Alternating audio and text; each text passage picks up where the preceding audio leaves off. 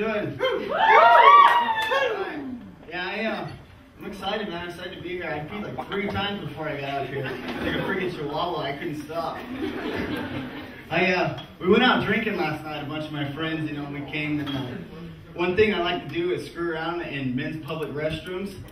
Not like that, you dirty-minded people. I flipped off the lights, and me and my buddy stood outside the door, and we listened to 6 drunks try and stumble their way out of an unfamiliar place.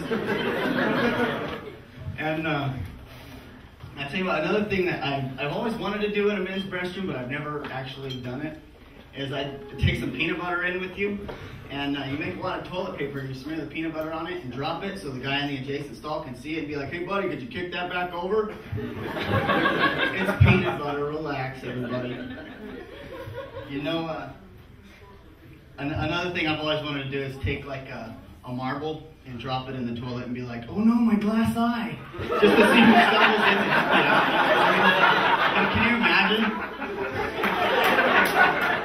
You know, another thing that men's public restrooms are infamous for is the writing on the walls. That's like the original Facebook, isn't it? Like, Facebook is the shit house of the new era. Everybody's random postings on the wall and everything.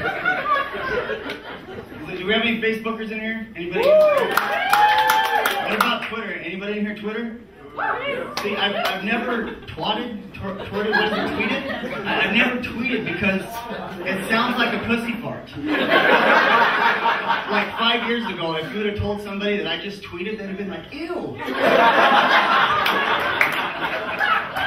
like, and just even the name, the Twitter, it's like half twat, half shitter. It's just gross. It's like a female version of a gooch. Everybody know what a gooch is? It's like, I'll never forget the first time, the day my son learned what a gooch was. We're coming back from the hot tubs, and we're sitting in the front seat, my wife and I used the word gooch, and my son leans forward and goes, Dad, what's a gooch? And I told him, you know, not quite your nuts, not quite your butthole. And he got this puzzled look on his face. And you know, I didn't think anything of it. My wife and I continued with our conversation, and a few minutes later, from the silence of the back seat, I hear, found it! You know, I look back and he's got his hand in his pants, like, you know, congratulations, Columbus. You know, I love being a dad, though, you know, my kids are great, and my youngest, you know, he's going to end up doing this for a living, because he told me the other day, we're eating French toast in the front room, and he's like, Dad, I love French toast. It's so good. I'm like, good, buddy, I'm glad. And he says, French toast is a brown chicken to my brown cow. And I'm like, what, brown chicken? I don't get it. He's like, it's brown chicken, I'm brown cow, and together we make brown chicken, brown cow. And it's funny because, you know, we do this penis dance at home, and it's, you know, you come out with your underwear and you just kind of swing your eight back and forth. And it's funny to see a little 10-year-old boy and a little 9-year-old boy doing it next to each other. In the kitchen, you walk in, my wife starts laughing. She loves the penis dance. Another thing she loves is when you do jumping jacks with a heart on. Because, you know, your body's like 1 and 2 and 3 and 4, and your penis is like, get it. It's like double the speed, so. You know, another good story about my son is when he was 4 years old, we're in church, right? And he's messing around in Sunday school, and a Sunday school teacher told him, you know what, you need to stop messing around. And, you know, he's my son, so he's got that attitude, and he says, you know what, lady, you have a big fart box. And she said, excuse me? And he said, you heard me, faggot. Yeah, that's right. That one landed me in the priest quarters. And I haven't been in there since the first time I saw a penis with hair on it. That's not it. Don't do religious jokes, you know. What about racist jokes? Let's do some racist jokes. Where's my Native Americans at? Where are you guys at?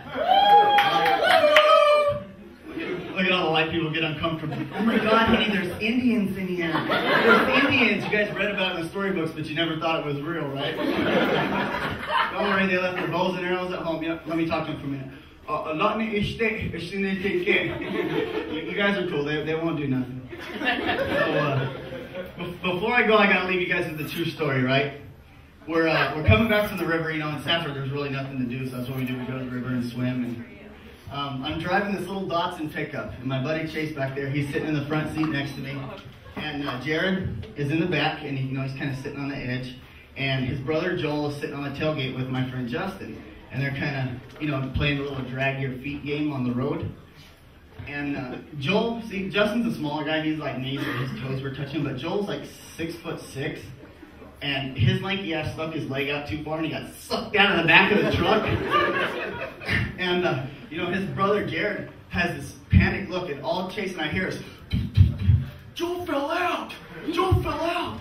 And I look back, and I'm like, "What did he say?" And Chase is like, "I think he said Joel fell out." So I look in the rearview mirror, and all I can see is Joel picking himself up off the ground, dusting the asphalt out of his elbows. So I slam on the brakes and turn around thinking, "Oh my God, Joel's, he's hurt, we gotta go get him."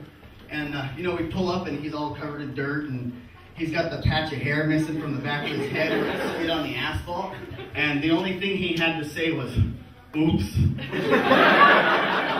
So thanks a lot, guys. That's all my time.